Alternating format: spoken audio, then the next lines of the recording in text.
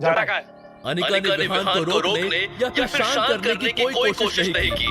शायद वो भी इस तमाशे को एंजॉय करना चाहती थी।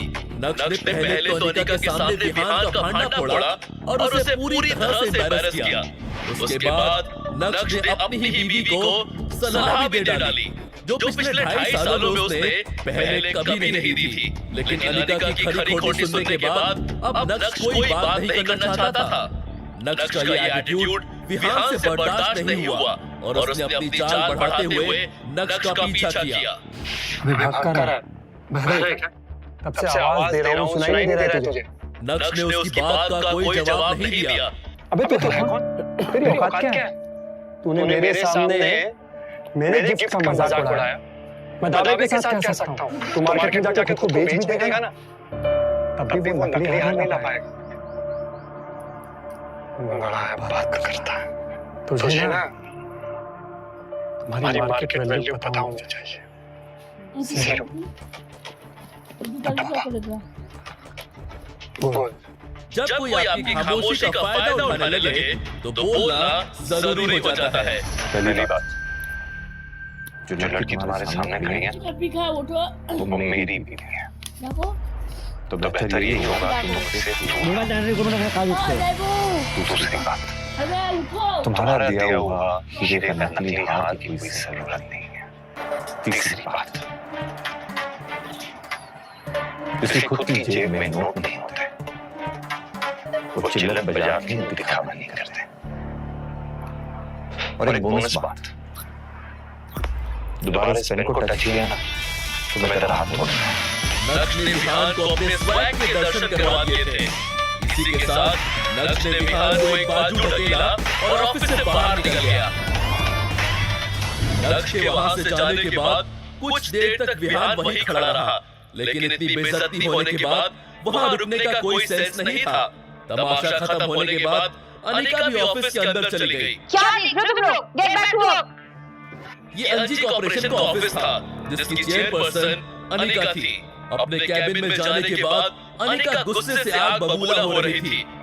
पिछले कुछ महीनों से अनिका की कंपनी के हालात ठीक नहीं थे। वो मुश्किल से उसे संभालने की कोशिश कर रही थी। क्या करे उसे ये समझ नहीं आ रहा था।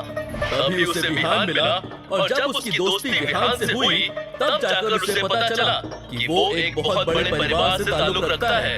और बस यहाँ से अनिका ने विहान को अपने जाल में फंसाना शुरू किया। और आज विहान न सिर्फ उसकी कंपनी का बिजनेस पार्टनर है, बल्कि मेजर इन्वेस्टर भी है। और विहान की वजह से ही अनिका की कंपनी अभी चल रही है। इस कंपनी के सारे लॉसेस विहान ही बेयर करता है और अनिका को इसकी बहुत जरूरत भी है। अनिका का विहान से दोस्ती करना कोई आसान काम नहीं था। कितने पापड़ बेलने के बाद वो उसके करीब आ रही थी। सब ठीक चल रहा था, सब कुछ अनिका के प्लान के मुताबिक हो रहा था, लेकिन नक्श ने आकर आज सब कुछ बिगाड़ दिया। जो लड़की तुम्हारे सामने खड़ी है वो मेरी बीवी है। क्या जरूरत थी उसे विहान को ऐसा कुछ कहने की? हार भले ही नकली था, लेकिन ये सब कहकर उसका ईगो हर्ट करने की क्या जरूरत थी? अब पता नहीं वो उसकी कंपनी में अपना पैसा इन्वेस्ट करेगा या नहीं। अगर वो आज नक्श को अपने साथ नहीं लेकर आती तो अभी विहान उसके साथ बैठा होता। एलजी कॉर्पोरेशन के ऑफिस से बाहर आकर नक्श काफी खुला खुला महसूस कर रहा था और नक्श इस शुरुआत को बरकरार रखना चाहता था। तभी अचानक से नक्श का फोन बजा और जब उसने स्क्रीन पर अपने दादाजी का नाम देखा तो उसके चेहरे पर चालाकी वाली मुस्कान आ गई थी। Mister Bhanushali, what a coincidence. मैं भी आपको फोन ही करने वाला था और देखिए आपका फोन आ गया। अच्छा बेटा, तुम्हें अपने दादाजी की याद आ गई? अच्छा मजाक कर लेते हैं दादाजी। आपने मुझे फोन किया तो जरूर कुछ इम्पोर्टेंट काम होगा। वैसे मैं भी आपको एक बहुत ही खास काम की फोन करने वाला था। ठीक है, तो काम की बात कर लेते हैं। तुम भानुशाली ग्रुप के नए सीईओ की कुर्सी पर बैठने वाले हो, तो मैंने तुम्हारी एक खास आदमी से मीटिंग फिक्स की है। आज तुम्हें व्हाट्सएप कर दिया, तो तुम मुझसे कल मिल लेना। मुझे किसी को भी मिलने में कोई प्रॉब्लम नहीं, लेकिन आपको भी मेरी 2 शर्तें पूरी करनी होंगी। फोन पे चढ़ जाओ तो अच्छा जगह में आपको आज के आज मेरे लिए एक रेड डायमंड नेकलेस का बंदोबस्त करना होगा, और दूसरी वो मैं आपको व्हाट्सएप कर रहा हूँ। और हाँ, वो काम भी बेहद खास है, जल्दी हो जाना चाहिए। नक्श पॉइंट टू पॉइंट बात कर रहा था और उसका एटीट्यूड 7वें आसमान पर था, जो यशवर्धन को बिल्कुल भी पसंद नहीं आ रहा था। द फ्यूचर, तुम्हें ऐसा नहीं लगता कि तुम्हारी डिमांड बढ़ती जा रही है? अभी तो तुमने भानुशाली ग्रुप ज्वाइन भी नहीं किया। ज्वाइन करने के बाद पता नहीं क्या होगा। मेरी डिमांड बढ़ती जा रही है। कम ऑन दादाजी, कैसे बातें कर रहे हैं आप? जाहिर सी बात है कि आपने भी अगर मुझे ऑफिस बुलाया तो कोई डिमांड पूरी करने के लिए बुलाया होगा। It's always give and take दादाजी। आखिर तो आपके ही खून हो ना, और मेरी डिमांड पूरी हो जानी चाहिए। ये काम बेहद खास है, व्हाट्सएप कर रहा हूं, जस्ट गेट इट डन। तुम बहुत नक्श उन्हें अपनी गलती का पूरा एहसास करवा रहा था और यशवर्धन उस एहसास में दबते हुए नजर आ रहे थे। फोन रखते ही नक्श ने देखा कि उसे व्हाट्सएप पर 3 मैसेजेस आए हुए हैं। एक उसके दादाजी का था और बाकी के दोनों उसकी बीवी अनिका के थे। अनिका ने उसे 10,000 रुपए भेजे थे और लिखा था, नक्श, तुमने कपड़े खरीदे? मैंने तुम्हें बोला था ना कि हम फैमिली गैदरिंग में जा रहे हैं। प्लीज भिखारी जैसे मत आना। दरअसल अनिका के घर में आज फैमिली डिनर पार्टी थी और पिछली बार नक्श की वजह से उसे काफी कुछ झेलना पड़ा था।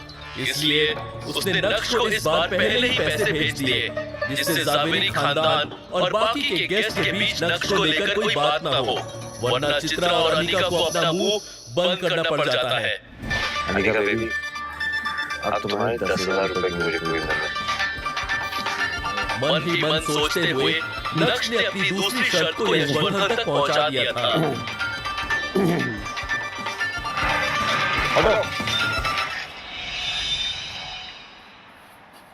भाई साहब, golden domain society. Golden domain society Surat की ही नहीं बल्कि गुजरात की सबसे लग्जरियस सोसाइटीज में से एक थी और इस सोसाइटी से पूरे सूरत की खूबसूरती को नापा जा सकता था। दरअसल यही वो जगह थी जहां नक्श के दादाजी ने आज उसकी एक सीक्रेट मीटिंग फिक्स की थी। लेकिन नक्श किससे मिलने जा रहा है, इस बात की उसको कोई जानकारी नहीं थी। उसने सोचा ही नहीं था कि जिस इंसान से वो मिलने आया है वो कोई और नहीं बल्कि उसका चाचा दर्पण भानुशाली होगा। ये जानकर नक्श अपने चाचा से बिना मिले ही वहां से जाना चाहता था, लेकिन तभी अचानक से उसके कान में एक आवाज सुनाई पड़ी, नक्श!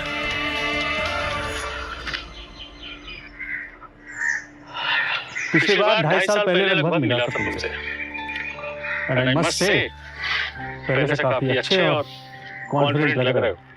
अब क्योंकि दर्पण भानुशाली ने नक्श से बात करना शुरू कर दिया था, इसलिए नक्श किसी का डिसरिस्पेक्ट नहीं करना चाहता था।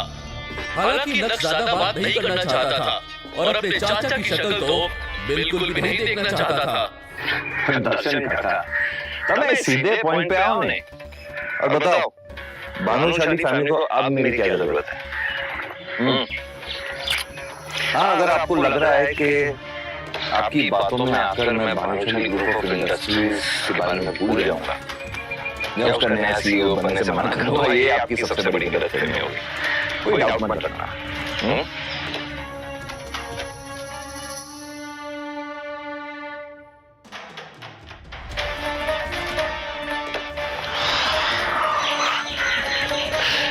दर्शन करना, शायद आप ये बात भूल रहे हैं कि आप मुझे ज्यादा परेशान करना भूल नहीं करते, क्योंकि अभी खेतान एंटरप्राइजेस के शेयर्स मेरे नाम पे हैं।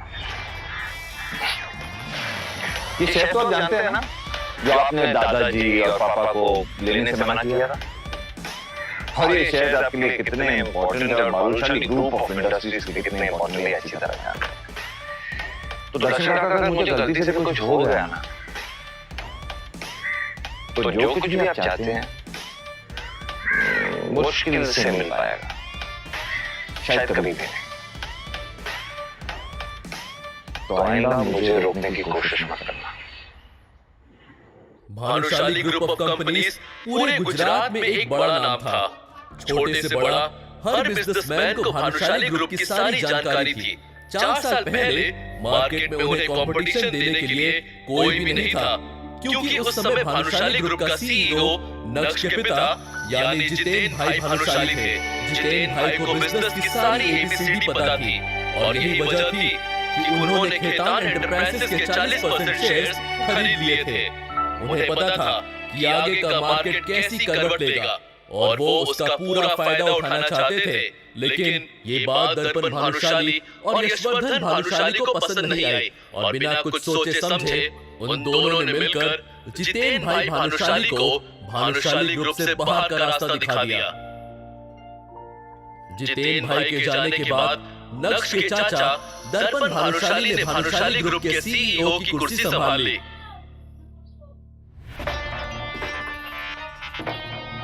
लेकिन वो अपनी कंपनी को संभाल पाने में पूरी तरह से फेल हो गए। अब उन्हें डूबते हुए तिनके का सहारा चाहिए था। और जब उन्हें पता चला कि जितेन भाई के खरीदे हुए शेयर्स आज मार्केट में तहलका मचा चुके हैं, तब भानुशाली खानदान को नक्श की याद आई। अब आप लोगों को पता चल ही गया होगा कि नक्श के अंदर ये पावरफुल चेंजेस क्यों और कैसे आ रहे हैं। जी हाँ, नक्श के दोनों हाथ घी में जो हैं और अब नक्श से कोई मुकाबला भी नहीं कर सकता है। नक्श की बात सुनकर उसके चाचा दर्पण एकदम शॉक रह गए थे। उन्होंने सोचा नहीं था कि नक्श को खेतान एंटरप्राइजेस के बारे में सब कुछ पता होगा। वो नक्श को कच्चा नींबू समझ रहे थे और नक्श निकला पका हुआ बादाम। अब उनके पास नक्श से उलझने के लिए कोई वजह नहीं थी। गोल्डन डोमेन सोसाइटी से बाहर आने के बाद जब नक्श ने अपना फोन चेक किया तो उसके व्हाट्सएप पर उसके एक दोस्त का मैसेज था। अबे तू कहाँ रह गया? आ रहे हैं ना, लेट मत कर। आखिर नक्श कहाँ जाने वाला था? नक्श के किस दोस्त की एंट्री होने वाली है? क्या नक्श आज जावेरी खानदान का फैमिली डिनर अटेंड नहीं करेगा? अगर नहीं तो उसके बाद अनिका और चित्रा का क्या रिएक्शन होगा? अगर हाँ तो उस डिनर पार्टी में क्या होगा? क्या यशवर्धन नक्श की रेयर डायमंड नेकलेस वाली शर्त को पूरा करेंगे? नक्श की दूसरी शर्त का क्या होगी नक्श की दूसरी शर्त? क्या नक्श के चाचा नक्श को ऐसे ही सीईओ बनने देंगे या फिर वो उनकी चाल को समझ नहीं पा रहा है? जानने के लिए सुनिए इंस्टा एम्पायर।